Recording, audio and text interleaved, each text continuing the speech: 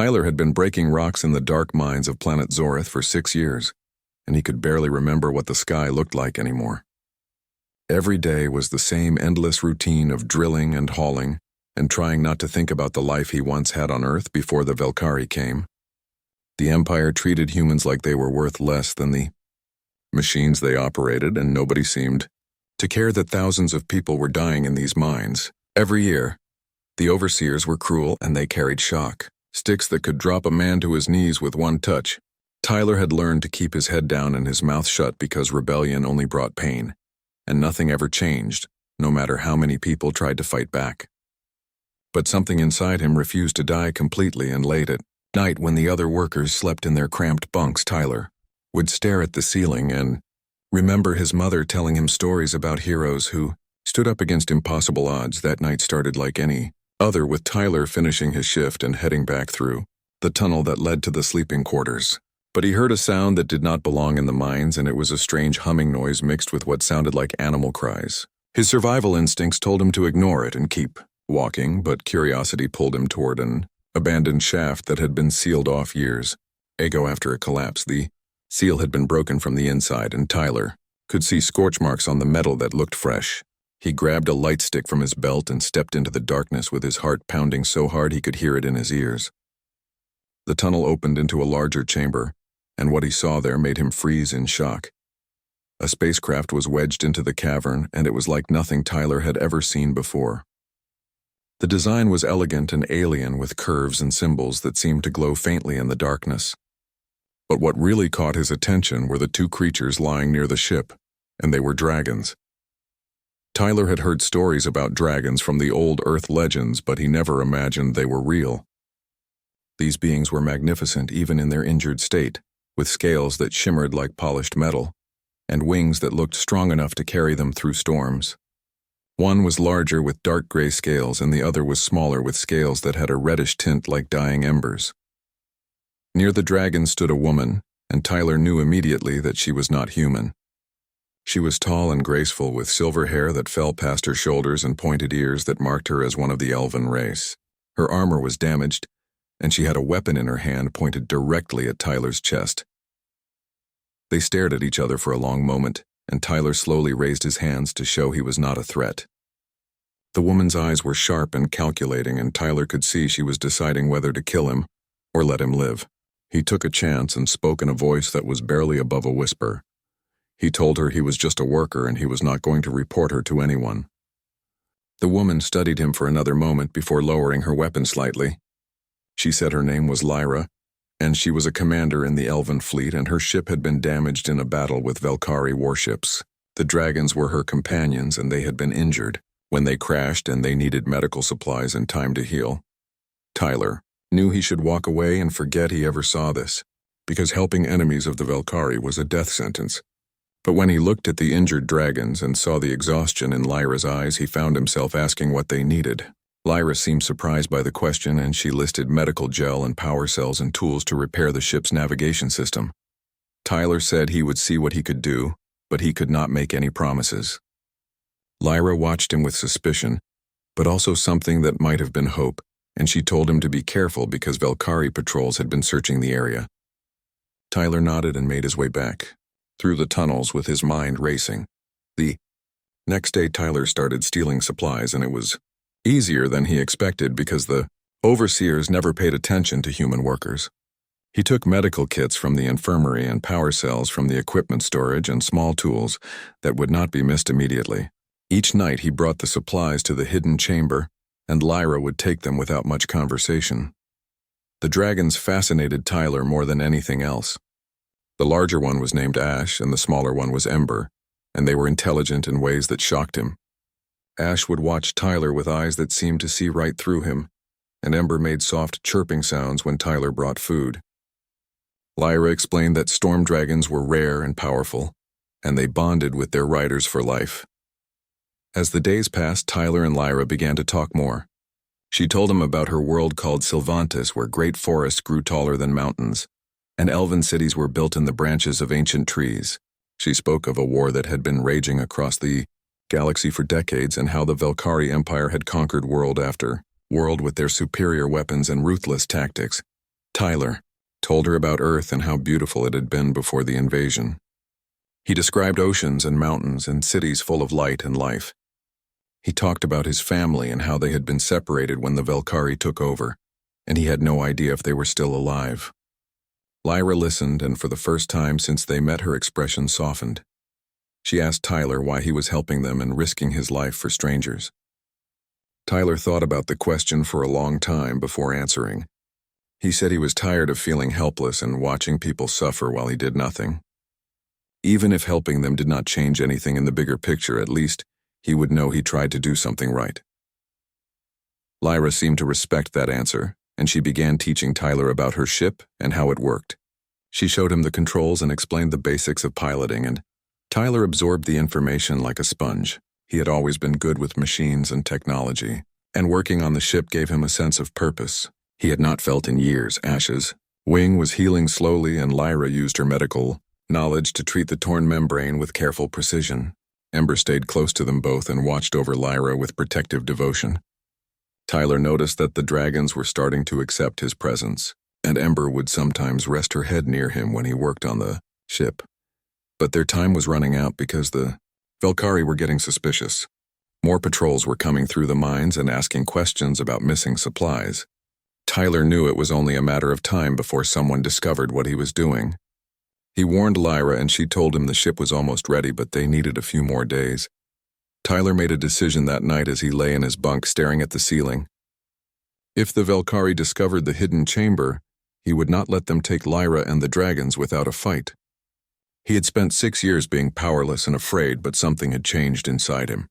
For the first time since becoming a slave, Tyler felt like he had something worth fighting for, and he was not going to let it go without a struggle. The alarm sirens shattered the morning silence, and Tyler knew immediately that something was wrong. Velkari soldiers were pouring into the mining complex, and they were searching every tunnel with scanners and weapons drawn. Tyler's blood ran cold because he had just stolen a crate of high-grade power cells the night before, and if they found his locker, they would discover evidence of his theft. He moved quickly through the crowd of confused workers and made his way toward the abandoned shaft. He had to warn Lyra that the Velkari were conducting a major search, and they needed to leave immediately. His hands were shaking as he removed the loose panel that hid the entrance and slipped inside before anyone could see him. Lyra was already preparing for departure, and the dragons were alert and restless, sensing the danger. Tyler told her about the soldiers and how they were searching everywhere with advanced scanners. Lyra cursed in her native language and said the ship was not fully repaired, but they had no choice except to try and fly it out. Tyler asked if he could help, and Lyra looked at him with an expression he could not quite read. She said if he stayed behind, the Velkari would torture him for information about where she went. Tyler understood what she was offering, and his heart started racing with a mixture of fear and excitement. He could leave this place and escape the mines that had been his prison for 6 years. But leaving meant becoming a fugitive and being hunted across the galaxy. It meant giving up any chance of finding his family or returning to whatever was left of his old life. Tyler looked at the dragons and at Lyra, and he realized he had already made his choice days ago when he first decided to help them. He told Lyra he was coming with them, and she nodded once before turning back to the ship's controls. She ordered him to help Ash and Ember get into the cargo hold because the ship was too damaged to support them in the main cabin. Tyler approached the dragons carefully, and Ash lowered his head, allowing Tyler to guide him toward the loading ramp. Ember followed, and Tyler noticed she was limping slightly from an injury to her rear leg that had not fully healed. He moved slowly and spoke softly, and the dragons seemed to trust him enough to follow his lead. Once they were secured in the cargo hold, Tyler climbed into the cockpit next to Lyra. The control panel was covered in symbols and lights that Tyler did not understand, but Lyra's hands moved over them with practiced skill. The ship's engines started to hum and power flowed through the systems. Lyra said they had one chance to break through the cavern ceiling, and if the ship's shields failed, they would be buried under tons of rock. Tyler strapped himself into the co-pilot seat and tried to control his breathing. He had never been in a spacecraft before, and now his first flight was going to involve smashing through solid rock while being chased by an entire army. Lyra looked at him and asked if he was ready, and Tyler laughed nervously and said he had no idea, but they should do it anyway. The ship lifted off the cavern floor, and Lyra angled it toward the ceiling. She pushed the throttle forward and the engines roared with power. The ship shot upward and slammed into the rock with incredible force. Tyler was thrown against his restraints and alarms started blaring throughout the cabin. The shields were holding but barely, and cracks were spreading across the windscreen. Then suddenly they broke through into open air, and sunlight hit Tyler's eyes for the first time in years. He had forgotten how bright the world could be outside the mines. But there was no time to appreciate it, because Valkyrie fighter ships were already launching from the military base on the other side of the colony. Lyra banked hard to the left, and the ship groaned in protest. She was pushing the damaged vessel to its limits, and Tyler could see sweat on her forehead as she fought to keep control. The fighters opened fire and plasma bolts streaked past them, missing by meters. Lyra dove toward a canyon that cut through the planet's surface, and the fighters followed. She was flying between the canyon walls at incredible speed, and Tyler's stomach lurched with every sharp turn. The fighters were faster, but Lyra was a better pilot, and she used the terrain to her advantage. She led them through narrow passages where the larger Valkyrie ships could not follow, and she used the ship's remaining weapons to trigger rock slides that blocked their pursuers. But more ships were coming, and Lyra said they needed to reach orbit and jump to hyperspace before the Valkyrie cruisers could lock onto them. Tyler asked what he could do to help, and Lyra told him to monitor the shield strength and reroute power from non-essential systems. She guided him through the process, and Tyler's fingers flew over the controls as he diverted energy to the shields and engines. They broke through the atmosphere, and Tyler saw the curve of the planet falling away beneath them. Space was more beautiful than he ever imagined, with stars scattered across the darkness like diamonds. But 3 Valkyrie cruisers were moving to intercept them, and their weapons were charging. Lyra punched in coordinates for a hyperspace jump, but the navigation system was damaged and it was taking too long to calculate a safe route. The cruisers opened fire and the ship rocked from impact. Shields were dropping fast, and Lyra was trying to manually plot a course while dodging incoming fire. Tyler remembered something she had taught him about the ship's systems, and he accessed the backup navigation computer. It was an older system that the main computer usually overrode, but it could calculate jumps faster, even if they were less accurate. He asked Lyra if she trusted him, and she gave him a look that said she did not have much choice. Tyler activated the backup system and fed it the coordinates Lyra had started. The computer spat out a route in seconds, but it showed multiple warnings about gravitational anomalies and uncharted regions. Lyra looked at the data and made a decision. She told Tyler to hold on, and she engaged the hyperspace drive. The stars stretched into lines, and then they were falling through a tunnel of light. The ship shuddered and groaned, and Tyler thought they might tear apart. But then the tunnel stabilized, and they were racing through hyperspace away from Zorth and the Valkyrie fleet. Lyra let out a breath she had been holding, and her hands relaxed on the controls. They had made it out alive, but barely. She checked their course and frowned. The backup computer had taken them toward the Forbidden Nebula, and that was a region most ships avoided because of dangerous radiation and spatial anomalies. But it also meant the Valkyrie would have a hard time tracking them, and they would have time to make repairs. Lyra set the autopilot and turned to Tyler. She thanked him for his help and said he had proven himself in ways she had not expected. Tyler did not know what to say, so he just nodded. They went back to check on the dragons and found Ash and Ember shaken but unharmed.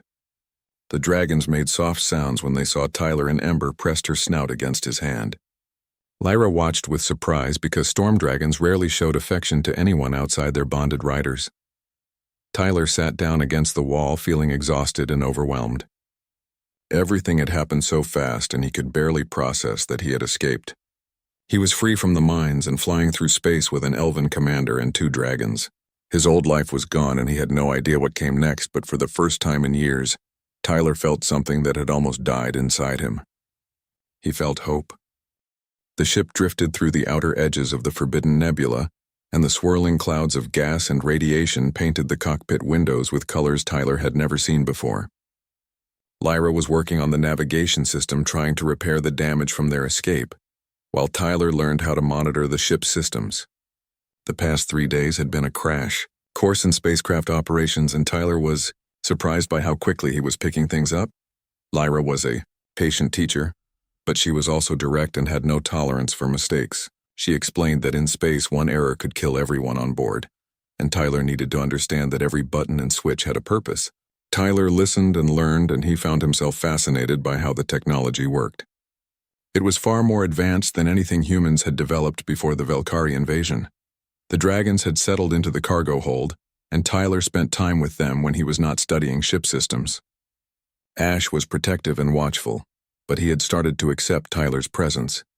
Ember was more playful, and she seemed to enjoy when Tyler scratched the scales under her chin. Lyra told him that storm dragons could sense a person's intentions and they would not trust anyone who meant them harm. Tyler asked Lyra about her mission and why. She had been near Zorith when the Velkari attacked her. She was quiet for a long moment before she decided to trust him with the truth. She said she was searching for an ancient weapon called the Star Key that had been hidden by an extinct civilization thousands of years ago. The weapon was not meant to destroy ships or planets, but something far more important. The Star Key had the power to broadcast truth across all communication channels in the galaxy, and it could break through propaganda and lies that governments use to control their people. The Velkari Empire was built on deception and fear, and if the truth about their crimes was revealed to every citizen in their territory, the empire would collapse from within. Tyler understood why the Velkari wanted to stop her. Information was more dangerous than any weapon because it could not be defended against with shields or armor. Lyra said she had been tracking clues to the Star Key's location for 2 years, and she believed it was hidden in a temple inside the Forbidden Nebula. Ancient texts described a structure that existed between dimensions and could only be reached when certain stellar alignments occurred. The alignment was happening in 5 days, and they had to reach the temple before the window closed. But the nebula was dangerous and filled with spatial anomalies that could tear a ship apart. Lyra's vessel was barely holding together, and they needed to make serious repairs before attempting to go deeper into the nebula. They found a dead moon orbiting a gas giant and landed on its surface to work on the ship. Tyler helped Lyra replace damaged components and reinforce the hull plating. He was good with his hands from years of working in the mines, and Lyra seemed impressed by his mechanical skills. She told him that humans had a reputation for being adaptable and resourceful, even if other species looked down on them. Tyler asked her about the elven people and their relationship with dragons. Lyra explained that her race had bonded with dragons for thousands of years and the partnership was sacred. A rider and their dragon shared thoughts and emotions, and they could fight as one in battle. She had bonded with Ash and Ember when they were hatchlings, and they had been together for over 50 years. That shocked Tyler because Lyra looked like she was in her 20s. She smiled and said elves age differently than humans, and she was actually over 300 years old. Tyler tried to wrap his mind around that and failed. 300 years of memories and experiences was beyond his comprehension. They worked through the day and into the night, repairing systems and checking every component. Tyler learned how to weld hull plates and replace power conduits and calibrate sensor arrays. His hands were covered in burns and cuts, but he did not complain. This was honest work, and he was doing it by choice, not because an overseer was threatening him with a shock stick. On the 3rd day, Lyra took Tyler outside the ship to teach him how to use a plasma rifle. She said he needed to know how to defend himself because the journey ahead would be dangerous. Tyler had never held a weapon before, and the rifle felt heavy and awkward in his hands. Lyra showed him the proper stance and how to aim, and how to control his breathing when he pulled the trigger. They practiced on rock formations, and Tyler was a terrible shot at first. But Lyra was patient, and she corrected his mistakes and encouraged him when he improved. After several hours, Tyler was hitting targets with reasonable accuracy. Lyra said he had good instincts, and with more practice, he could become a decent fighter. Tyler asked Lyra about the war and how long the Velkari had been conquering worlds. She said the Empire started expanding 50 years ago after they discovered ancient technology that gave them superior weapons. They swept across the galaxy, crushing any resistance and enslaving populations.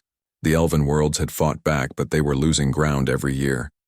Many species had surrendered rather than face extinction, and those who continued to resist were hunted relentlessly. Lyra's fleet was one of the last free elven forces still fighting, and they operated as raiders and guerrillas, striking at Velkari supply lines and facilities. The Star Key was their best chance to turn the tide of the war. Tyler understood the weight of what they were trying to do. If they failed, the Velkari would continue their conquest and eventually every free world would fall. But if they succeeded, they might spark rebellions across the Empire and give hope to billions of enslaved people. The responsibility was terrifying, but Tyler was committed now. On the fourth day, they received a transmission on an encrypted channel. Lyra played it, and Tyler heard voices speaking in languages he did not recognize. Lyra's expression grew dark as she listened. She explained that Velkari intelligence had discovered what she was, looking for, and Admiral Cross himself was leading. A fleet to the Forbidden Nebula, Admiral. Cross was the Velkari's most feared commander, and he had crushed dozens of rebellions across the galaxy. If he reached the temple first, he would either destroy the Star Key or use it for the Empire's purposes. Lyra said they had to reach the temple before him, even if the ship was not fully repaired. Tyler helped her prepare for departure, and they loaded extra supplies into the cargo hold. The dragons sensed the tension, and they were restless and aggressive. Ash's eyes glowed with inner fire, and Ember paced back and forth in the confined space. Lyra tried to calm them, but they knew battle was coming. They lifted off from the dead moon and headed deeper into the nebula. The ship's sensors were showing dangerous levels of radiation and gravitational shear. Lyra navigated carefully through the hazards, and Tyler monitored the shields, which were constantly fluctuating. Several times they passed through energy storms that lit up the hull with blue lightning. Tyler saw things in the nebula that he could not explain, shapes that seemed to move between dimensions and structures that appeared and disappeared like ghosts. Lyra said the ancients who built the temple had technology that manipulated reality itself, and the nebula was still affected by their experiments. After hours of flying, they detected a massive structure ahead. It was the temple, and it was unlike anything Tyler had imagined. The building seemed to exist in multiple places at once, shifting and changing as they approached. Its surface was covered in symbols that glowed with their own light, and Tyler could feel something pulling at his mind when he looked at it. But they were not alone, because Velkari warships were already surrounding the temple, and Admiral Cross had beaten them there. Lyra's hands tightened on the controls, and she looked at Tyler with determination in her eyes. She said they were going in anyway and asked if he was ready to fight. Tyler checked his plasma rifle and said he was as ready as he would ever be. Admiral Cross had 15 warships positioned around the temple, and they were launching boarding parties toward the structure's entrance. Lyra knew they could not fight that many ships directly, so she needed a different approach. She told Tyler to hold tight, and she dove the ship into the thickest part of the nebulas, radiation clouds where the Velkari sensors would have trouble tracking them. The ship shook violently as they passed through energy barriers, and Tyler watched the shield strength dropping rapidly. Lyra emerged on the opposite side of the temple, away from the main Velkari force, and she aimed for a landing platform that jutted out from the structure's lower level. The platform was ancient and covered in strange markings that seemed to pulse with light. They landed hard, and the ship scraped across the platform before coming to a stop. Alarms were blaring and smoke was filling the cockpit. Lyra shut down the engines and told Tyler to get the dragons. They had to reach the Star Key before Admiral Cross and his soldiers did, or everything they had sacrificed would be for nothing. Tyler ran to the cargo hold and opened the bay doors. Ash and Ember burst out with roars that echoed through the nebula. The dragons spread their wings, and Tyler saw they were eager for battle after being confined for so long. Lyra joined them, carrying weapons and equipment, and she looked every bit the warrior. Commander Tyler had heard stories about the temple entrance was a massive doorway carved with symbols that hurt to look at directly. Lyra studied them and spoke words in an ancient language. The door responded to her voice and slowly began to open, revealing darkness beyond. Tyler activated a light on his rifle and followed, Lyra inside with the dragons close. Behind, the interior was vast and impossible, with corridors that seemed to stretch forever and rooms that existed at angles. That should not be possible. Lyra said the temple existed partially outside normal space, and time moved differently here. They had to follow the energy signatures that would lead them to the Star Key before they got lost in the structure's maze. They moved quickly through corridors filled with technology that no living species understood. Tyler saw walls covered in displays showing images of galaxies and civilizations that had risen and fallen millions of years ago. The ancients who built this place had knowledge far beyond anything the current galaxy possessed. Suddenly, they heard voices ahead, and Lyra signaled for everyone to stop. Velkari soldiers were in the next chamber, and they were arguing about which direction to go. The temple was confusing them just as it was challenging Lyra's group. She whispered a plan to Tyler, and he nodded even though his heart was pounding with fear. Lyra and the dragons would create a distraction while Tyler slipped past the soldiers to scout ahead. It was risky, but they did not have time for a prolonged fight. Tyler moved along the wall, staying in the shadows while Lyra stepped into the chamber with Ash and Ember flanking her. The Valkyrie soldiers spun around and raised their weapons, but they hesitated when they saw the dragons. That moment of hesitation was all Lyra needed.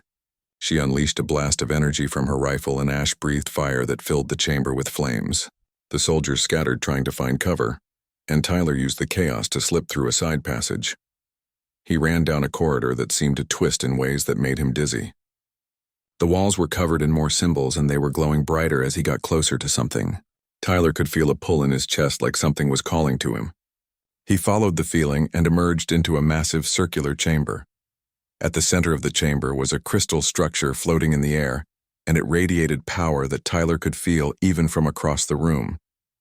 This had to be the Star Key, but standing between him and the crystal was Admiral Cross himself, and he was not alone. A dozen elite guards surrounded him with weapons ready. Admiral Cross was tall and imposing with armor that gleamed even in the dim light. His face was scarred from a lifetime of battles and his eyes were cold and calculating. He looked at Tyler and laughed. He said he expected the elven commander, but instead a pathetic human slave had stumbled into his trap. Tyler raised his rifle, but he knew he was outmatched and outgunned. Cross told his guards to take Tyler alive because he wanted to interrogate him about Lyra's plans. The guards moved forward and Tyler backed toward the wall looking for any escape route. Then the chamber exploded with fire and fury as Ash and Ember burst through another entrance. The dragons roared with rage and attacked the Valkyrie guards with claws and flames. Lyra followed right behind them, firing her weapons with deadly accuracy. The chamber became a battlefield with energy blasts and dragon fire lighting up the ancient walls. Tyler used the distraction to dive behind a pillar and return fire at the guards. He was not the best shot, but at close range he managed to hit several targets.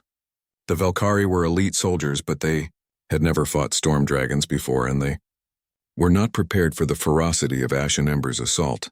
Admiral Cross moved toward the Star Key, trying to reach it while his guards kept Lyra and the dragons busy. Tyler saw what he was doing and ran to intercept him.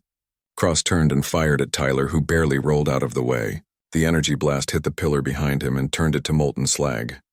Tyler scrambled to his feet and charged at Cross with his rifle blazing. Cross blocked most of the shots with his personal shield, and he drew a blade that crackled with energy. He was a trained warrior with decades of combat experience, and Tyler was a former slave who had held a weapon for less than a week. The fight should have been over in seconds, but Tyler had spent 6 years breaking rocks and surviving in conditions that would have killed softer people. He was tougher than he looked, and he was fighting for something that mattered. When Cross swung his blade, Tyler ducked under it and tackled the Admiral to the ground. They struggled, and Tyler fought with desperate strength fueled by years of anger and humiliation. Lyra saw Tyler fighting Cross, and she called to Ash. The great dragon turned from the guards and unleashed a stream of fire that cut between Tyler and the Admiral, forcing them apart. Tyler rolled away from the flames, and when he looked up, Lyra was standing next to him. She had fought through the guards and reached the center of the chamber. Cross got to his feet and straightened his armor. He told Lyra that even if she took the Star Key, she would never escape the temple alive. His fleet would hunt her across the galaxy and destroy her. Lyra smiled and said some things were worth dying for, and freedom was one of them. She moved toward the Star Key, and the crystal responded to her presence. It began to glow brighter, and sounds filled the chamber like music from instruments that did not exist. The ancient technology was activating, and Tyler could feel energy building in the air. His skin tingled and his hair stood on end. Admiral Cross ordered his remaining guards to stop Lyra, but the dragons formed a wall of scales and fire between them and the Star Key. Ember was wounded and bleeding from several hits, but she would not move. Ash roared defiance at the Valkyrie soldiers, daring them to try and get past. Lyra reached out and touched the Star Key, and the crystal exploded with light. The energy washed over the chamber, and Tyler felt it pass through him like water. Information and knowledge flooded his mind, and he understood what the ancients had created. The Star Key was not just a weapon, but a testament to the power of truth. Images appeared in the air showing atrocities the Valkyrie had committed across dozens of worlds. Civilians murdered and cities burned and entire species enslaved. The crystal was recording everything and preparing to broadcast it across every communication system in the known galaxy. No one would be able to ignore or deny what they saw. Admiral Cross realized what was happening and he screamed orders for his ships to jam all communications. But it was too late because the star key had already linked to every Valkyrie transmission relay in the sector. The truth was spreading like wildfire across communication networks and there was no way to stop it. Every screen and every device in Valkyrie territory was showing the evidence of their crimes. The guards in the chamber lowered their weapons as their communication devices flooded with messages from across the Empire. They were seeing images of their own people rising up in rebellion on dozens of worlds. Citizens who had been fed propaganda for decades were finally seeing the truth and they were refusing to accept the lies anymore. Cross pulled out a detonator and threatened to destroy the entire temple if Lyra did not shut down the broadcast. Lyra looked at him with calm eyes and said the broadcast was already complete, and destroying the temple would change nothing. The truth was out there now and it could not be taken back.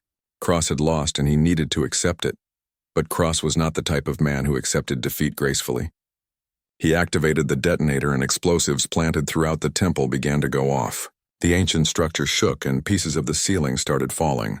Lyra grabbed the star key, which had shrunk down to a crystal small enough to fit in her hand, and she yelled for everyone to run. Tyler ran toward the exit with Lyra and the dragons right behind him. The temple was collapsing around them and entire corridors were being swallowed by dimensional rifts. They could hear Cross and his soldiers scrambling to reach their own ships, but several were caught by falling debris. They burst out onto the landing platform and Tyler saw that the Valkyrie fleet was in chaos. Ships were receiving orders to return to their homeworlds to put down rebellions, and some crews were refusing to follow commands. The carefully organized blockade was falling apart as discipline broke down. Lyra's ship was damaged but still functional and they all piled inside. The engines roared to life and they lifted off just as the platform behind them crumbled into nothing. Tyler took the co-pilot seat and helped Lyra navigate through the debris field as the temple continued to tear itself apart behind them. They were heading for the edge of the nebula when 3 Valkyrie fighters broke away from the fleet to pursue them. The pilots were loyal to Cross and they were determined to stop Lyra from escaping, even if the rest of the Empire was collapsing. Energy blasts hit their shields and warnings flashed across the control panel. Tyler remembered what Lyra had taught him about ship combat, and he took control of the weapon system. He was not a trained gunner, but he did his best to return fire while Lyra focused on flying. The fighters were fast and aggressive and they were closing in for the kill. Then something unexpected happened because 2 of the Valkyrie cruisers moved to intercept the fighters. The cruiser crews had seen the broadcast and they were no longer willing to follow Cross's orders. They opened fire on the fighters protecting Lyra's ship from destruction.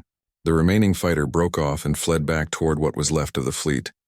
Lyra and Tyler watched in amazement as the Valkyrie ships began to turn on each other. Some crews stayed loyal to the Empire while others declared their support for reform and justice. The broadcast had divided the fleet and it was tearing itself apart without Lyra having to fire another shot. They escaped the nebula and jumped to hyperspace heading for neutral territory. In the cargo hold, Ash and Ember were exhausted and wounded but alive. Tyler brought them medical supplies and food and the dragons accepted his care with grateful sounds. He realized he had bonded with them in ways he never expected, and they saw him as part of their family now. Lyra sat in the cockpit monitoring galactic communications, and what she was seeing brought tears to her eyes. The broadcast had reached every corner of the Valkyrie Empire, and rebellions were erupting on hundreds of worlds. Enslaved humans were rising up alongside other oppressed species, and the Empire's grip was weakening by the hour. She called Tyler to the cockpit and showed him the reports. On Earth itself, humans were attacking Valkyrie installations and reclaiming their cities. The invasion force that had conquered his world was being driven back, and human governments were reforming. Tyler could barely believe what he was seeing, and he felt emotions he thought were dead forever stirring inside him. But Lyra warned him the war was not over yet. The Valkyrie still had massive military forces, and they would fight to maintain control. The rebellion would be bloody, and it would take years before peace was achieved. However, the balance of power had shifted, and now the oppressed peoples of the galaxy had hope and leadership and the will to fight. Tyler asked what they should do next, and Lyra smiled. She said they needed to find the leaders of the rebellion and offer their help. The star key could be used again to broadcast messages of hope and coordination to rebel forces. Lyra's knowledge of Velkari military tactics would be valuable, and Tyler's perspective, as a former slave, could inspire others who had suffered under the Empire. Over the following weeks, they traveled to different star systems, making contact with rebel leaders and sharing information. Tyler spoke at gatherings of former slaves, and he told them his story. He described how one person could make a difference and how hope could survive even in the darkest places. People listened, and they were inspired by the human who had helped an elven commander change the galaxy. The dragons became symbols of the rebellion, and wherever Ash and Ember appeared, morale soared. Storm dragons had not been seen in many parts of the galaxy for centuries, and their presence reminded people that magic and wonder still existed in the universe. Children who had only known war and suffering smiled when they saw the magnificent creatures. Tyler received word that his sister had been found alive on Earth, and she was asking about him. The news hit him hard, and he realized how much he had changed since escaping the mines. He was not the same broken slave who had given up hope. He had become someone who fought back and made a difference, and he had friends who trusted him. Lyra told him he could return to Earth if he wanted, and no one would blame him for choosing his family. But Tyler looked at her and the dragons, and he understood that his journey was not finished. His sister was safe and rebuilding her life, and the rebellion still needed people who understood what they were fighting for. He told Lyra he was staying, and she seemed relieved and perhaps something more. They had become partners in a way that went beyond simple friendship, and Tyler wondered if the feelings he had developed for her were returned. Elves lived for centuries, and Tyler would age and die while she remained young, but somehow that did not seem to matter right. Now the Galactic Council called for a meeting to discuss the future of the former Velkari territories, and Lyra was invited to speak. She brought Tyler with her, and together they stood before representatives from hundreds of species. The council chamber was massive and filled with beings of every shape and size imaginable. Lyra spoke about justice and freedom, and the need to build a galaxy where no species was enslaved or oppressed. Tyler stood beside her, and when she finished, the council asked him to speak. He was nervous because he had never addressed such an important gathering, but he found his voice. He told them about the mines and the humans who died there, forgotten by the galaxy. He spoke about ordinary people who dreamed of freedom, and he said that every species deserved the chance to determine their own future. His words were simple, but they carried weight because everyone knew he had lived through what he described. The council voted to recognize human sovereignty and grant full citizenship rights to humans across all member systems. It was a historic moment, and Tyler realized he had witnessed something that would be remembered for generations.